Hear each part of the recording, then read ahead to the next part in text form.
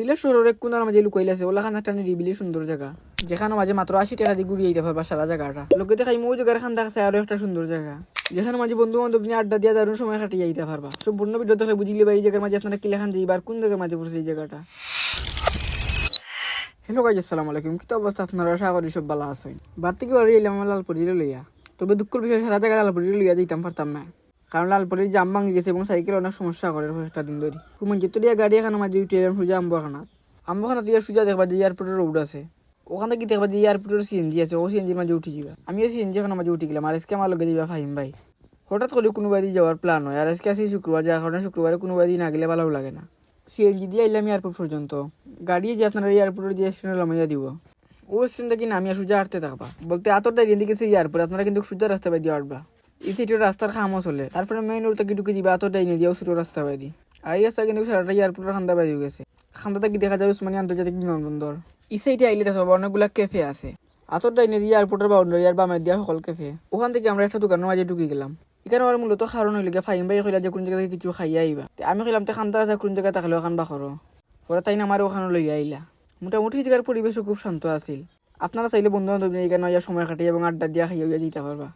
আমরা অনেক সময় এই জায়গার মাঝে আসলাম, চাও খাইছি। এখন যে মুরগি আমরা আজকে যে জায়গার উদ্দেশ্যে বার হয়েছি ওই জায়গার মাঝেও এখান থেকে বার হইয়া আবার আটা শুরু করলাম। ওখানে গেছি আমরা এয়ারপোর্টের ঠিক রাস্তার সামনে। এয়ারপোর্টের রাস্তায় এক সাইডে কাজ হলে এর কারণে অন্য সিটি দিয়ে সকল গাড়ি যায়। আর একটা হইলো আমরা সিলেটের অন্যতম একটা 5 স্টার রেস্টুরেন্ট গার্ডেন প্লেস। শুক্রবার ছিল, এখানে অনেক মানুষ সকল আসেন ফটো এবং ভিডিও করবার লাগে। গার্ডেন প্লেস থেকে তোলার সামনে গেলে তারপর যে এয়ারপোর্টের যে বাইপাস আছে, ও বাইপাসের দিকে আতর বা মেদি যে রাস্তা আছে ও বাই দিয়ে আমরা আটা শুরু করলাম, যেটা কোম্পানিগঞ্জ রোড পড়ছে। আমরা চাইলে অটো নিয়ে যেতাম পারতাম, তবে আমরা আটিও যাইমু। এখানে আপনার গাড়ি রেখে যে আপনারা অ্যাডভেঞ্চার ওয়ার্ল্ড পার্কও যাইতা, তাহলে সোজা অ্যাডভেঞ্চার ওয়ার্ল্ড পার্ক আপনারা গাড়ি লইয়া আইব। পার্কের জনপ্রতি টিকিট আছিল 80 টাকা করে। 160 টাকা দিয়ে আমরা 2টা টিকিট লইলাম, লইয়া বিত্তে হামাই গেলাম। এই জায়গাটা কিন্তু ছোট হইলেও খুব সুন্দরভাবে সাজানো হয়েছে। ঢুকলে বোঝা যায় যেন এটা শহরের কোলাহল থেকে একদম আলাদা।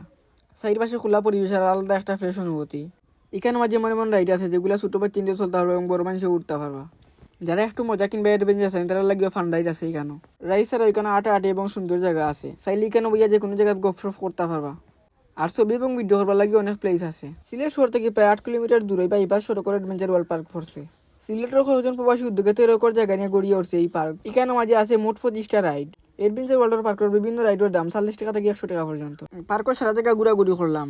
ফাইন ভাই খেলাম আবার কোন জায়গার মাঝে বইয়া আমি রাইড দেখলাম, খাইলাম আমরা রাইডুকু চলিলাই। পরে তাই না আবার সময় নিয়ে জিতে দিব তাড়াতাড়ি। এর কারণে আমরা ওখানে আস্তে আস্তে বাকি যে জায়গা রয়েছে ওই জায়গা ঘুরে নিলাম। খাইবার লাগিও আছে এখানে অনেক রেস্টুরেন্ট। পার্কও ঘুরা তাইলে আপনারা এখানে খাইতে পারবা, তবে দামটা একটু বেশি হয়ে যাব। পার্কের সাইডে আছে বা চিন্তা লেগে আলাদা রাইড। ফ্যামিলি নিয়ে আইলে এই ছোটো আপনার অনেক বেশি ভালো লাগবো। খান্দাতে আছে অনেক ফুলের বাগানও। সারা পার্ক যতটুকু পারি অতটুকু ঘুরাঘুরি করছে, আপনারাও দেখাইছি। ওখানকার পার্ক থেকে আমরা বার হয়ে গেলাম।